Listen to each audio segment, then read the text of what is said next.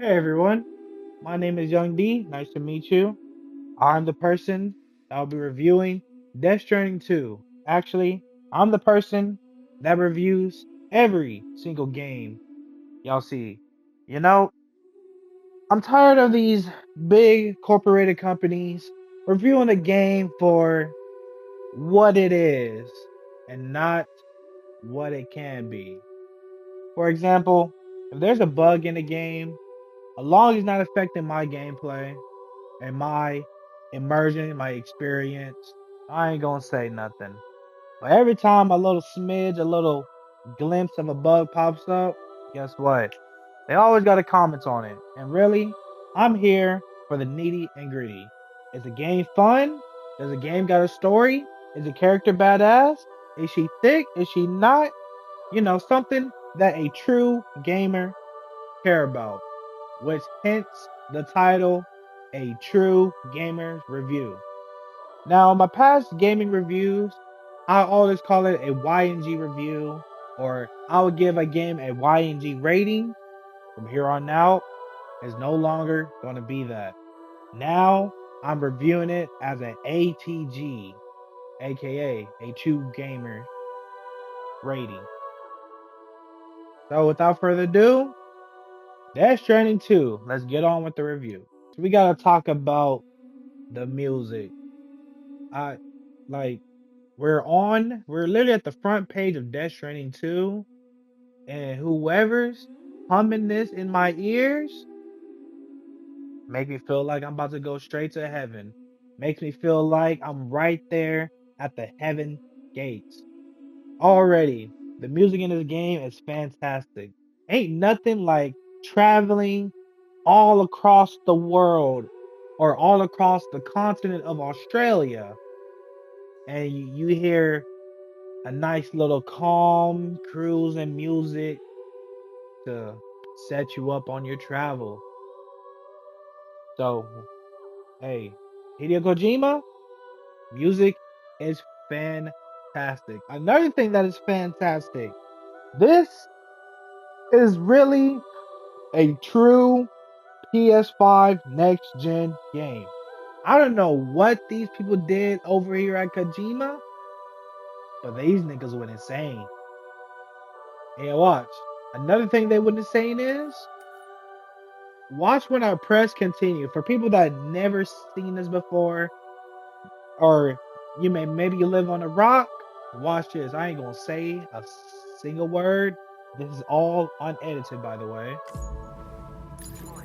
You press continue, the game already starts up. You don't believe me? I'm about to do it again, right? So I'm gonna go load into another save, load into the same one, boom, just like that, and look, right there in the game. Fastest, fastest time I ever seen a game being played. When they said no loading times, this is what they should mean. Literally, no loading times. You press continue, immediately go straight into the game. We don't need that loading bullshit. We don't need none of that. So Hideo Kojima and his team at production, Kojima Productions, y'all really outdid yourselves. Y'all really outdid yourselves. So already fantastic. Uh, graphics super realistic. Like if y'all didn't see the my very first video of when I played this, y'all will see for yourselves that this game is freaking insane. Like graphic wise, I don't know what engine he used, but if you telling me he used Unreal Engine 5, every game that comes out on next gen should have the same type of graphics as Death Stranding, or at least something that fits your game. Um, Gameplay wise, it was cool. I'm gonna be honest, gameplay was kind of cool. One thing that really set points from Death Stranding 1 is the combat system. I know in Death Stranding we did have some combat and you did have like boss fights here and there, but in Death Stranding 2 you actually got encampments of other people, of other brigands, and then you got the BTs, and then you even got the ghost mechs, which the ghost mechs are actually a pretty insane type of enemy, bro. They're robots, but there's some killer robots. Um, so yeah, those people are insane, and they can kind of get frustrating if you don't know how to properly take them out. Another thing, people be calling this walking simulator too, and really, I didn't even really walk that much.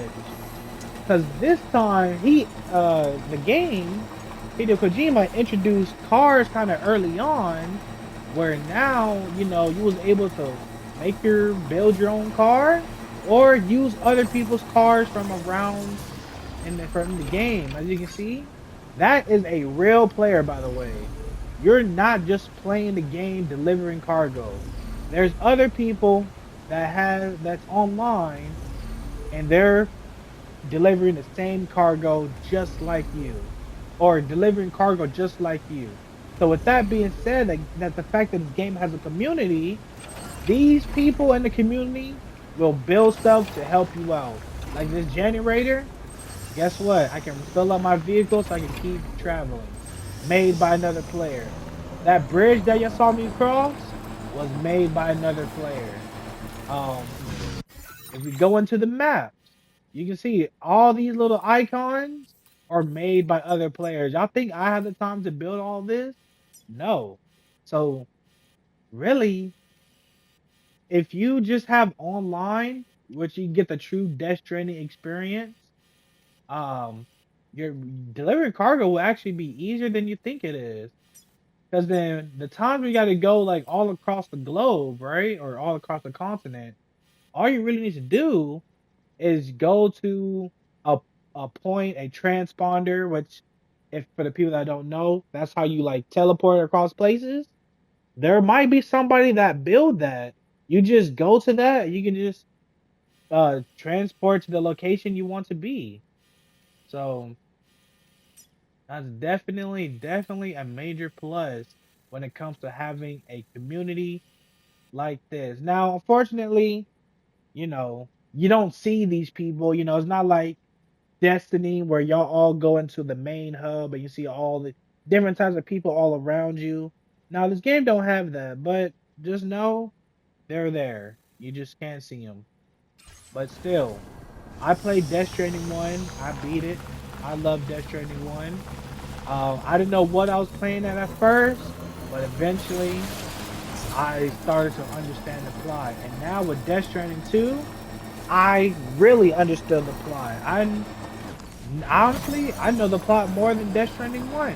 That's just how immersive Death Stranding 2 is.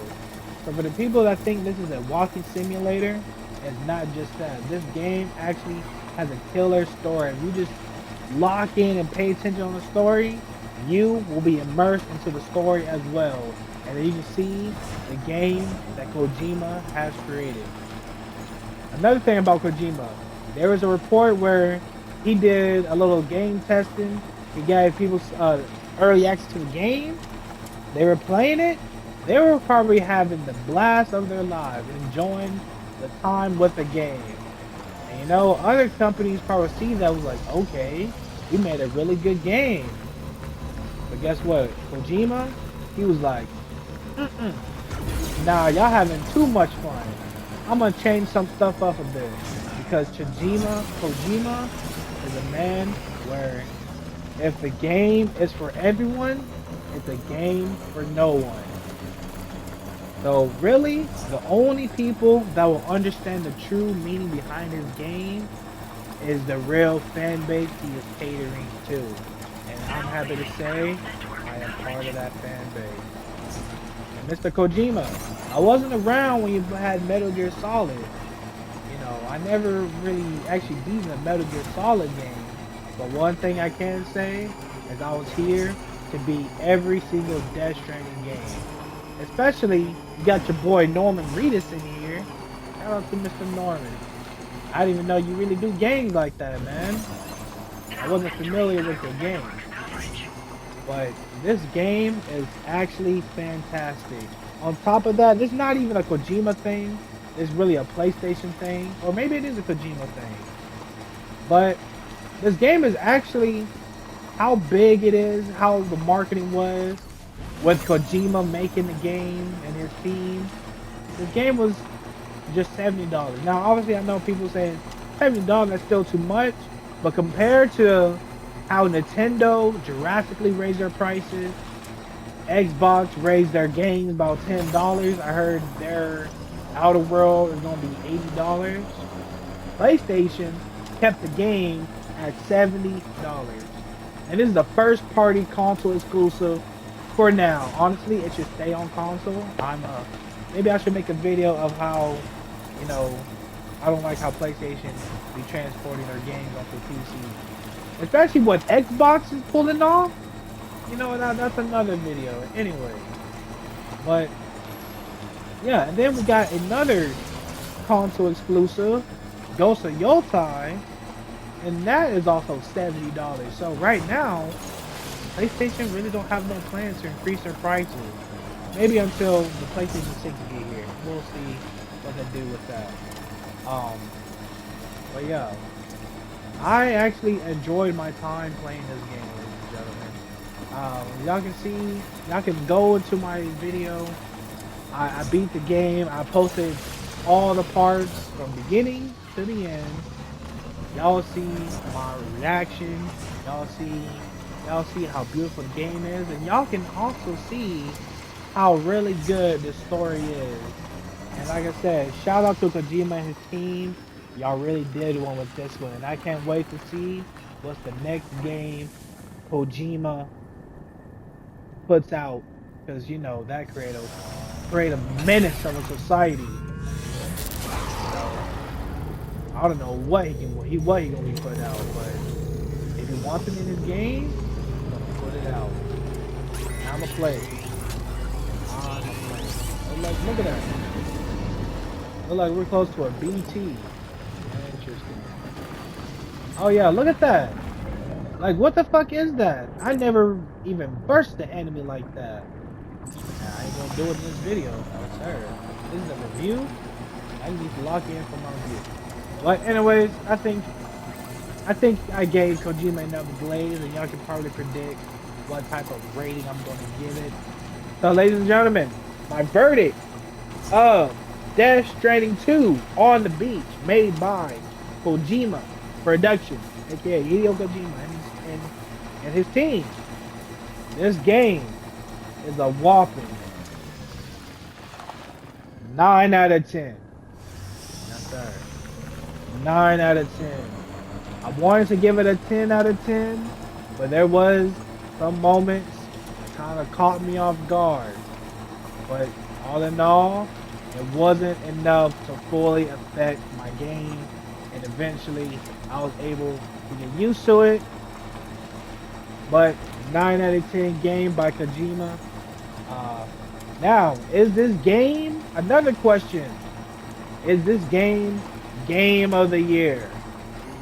Now that's something we're going to have to revisit at the end of the year when they announce all the games from the Game Awards. This is definitely Game of the Year contender, don't get me wrong, it's Kojima, alright? Every time Kojima makes a game, it's automatically Game of the Year contender, alright? Let's be honest. But when I have to truthfully, no glaze, and I'm a big PlayStation fan, man. And I say this at the bottom of my heart. I can't glaze it enough. But with a game like Claire Obscure Expedition 33, how powerful the music is, how good the story is, how good the combat is, Death Stranding 2 got some competition. And it will be hard to tell if this game, Death Stranding 2, will be Game of the Year. On top of that, PlayStation got another banger coming out. I said it before. Ghost of Yotai coming in October 2nd. Basically, PlayStation's last first party release of the year.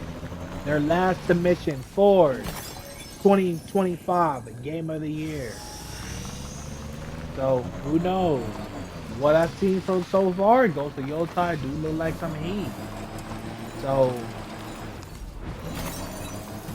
so yeah, I'm really excited to see the Game Awards this year. Every game kind of hit and kind of went crazy, unless your mind's eye. At that point, you did not go crazy. I didn't even finish my playthrough of Mind's Eye. Low key, I tried to refund it, but for some reason, PlayStation don't want to give me my money back. So I might as well just go ahead and finish it just because that's the only game I haven't finished this year. And it's like what I think I only got like 8 hours left of the game. Like I think it's a pretty short and sweet game. But except it wasn't sweet, it was spicy. But yes, ladies and gentlemen, Hideo Kojima, Death Stranding 2 on the beach. Definitely a 9 out of 10. Definitely a 9 out of 10. The game is amazing. Um, yeah, I can't wait to see what happens at the Game Award, and I can't wait to see what other game Mr. Hideo Kojima brings out. So, ATG rating, 9 out of 10.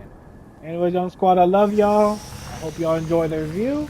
Get ready for the next review. I don't know what other games is coming out, so I gotta probably do some research. But yeah, anyways, on squad, I love y'all. I'm D is out of here. Deuces.